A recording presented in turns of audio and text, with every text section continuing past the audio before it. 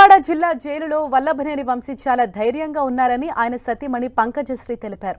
వంశీని మాజీ సీఎం జగన్ కలిసి ధైర్యం చెప్పారన్నారు. లీగల్ గా తాము చూసుకుంటామనే భరోసా జగన్ ఇచ్చారని వెల్లడించారు.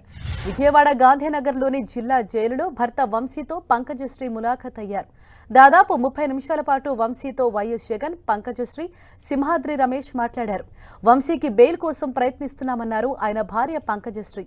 చట్ట ప్రకారం ముందుకు వెళ్తున్నామని చెప్పారు. మరోవైపు తమను దారుణంగా ట్రోల్స్ చేస్తున్నారని ఆవేదన వ్యక్తం చేశారు.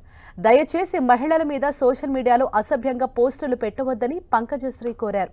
సత్యవర్ధన్ కేసులో 20,000 కోసం కిడ్నాప్ చేశారని చెప్పారు. వంశీ దగ్గర ఆ 20,000 రికవరీ కోసం పోలీసులు 10 రోజులు కస్టడీ అడుగుతున్నారు. ఇంతకంటే హాస్యాస్పదం మరేదైనా ఉంటుందా అని ఎద్దేవా చేశారు.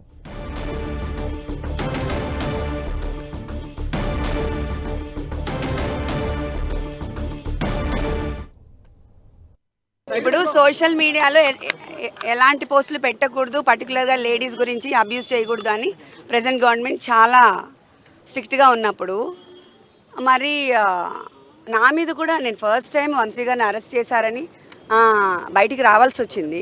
నేను that's the same thing I'm sharing with all the media. అలాంటప్పుడు మా మీద ఎలా సోషల్ మీడియాలో అబ్యూజివ్గా ఎలా ట్రోల్ చేస్తారు, అబ్యూజివ్ వీడియోస్ ఎలా అప్లోడ్ చేస్తారు, ఇట్స్ వెరీ రాంగ్.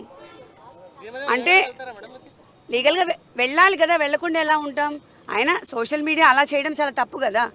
అంటే ఒక పార్టీకి సంబంధించిన వాళ్ళు మాత్రమే ప్రొటెక్ట్ అవ్వాలి, ఇంకా అదర్ సైడ్ పార్టీ వాళ్ళు విమెన్ కాదా? What is this? అలా కూడా చేయొచ్చా? దయచేసి సోషల్ మీడియాలో ట్రోల్స్ ఆపండి, లేకపోతే మేము ప్రైవేట్గా ఆల్ విల్ బి స్యూడ్.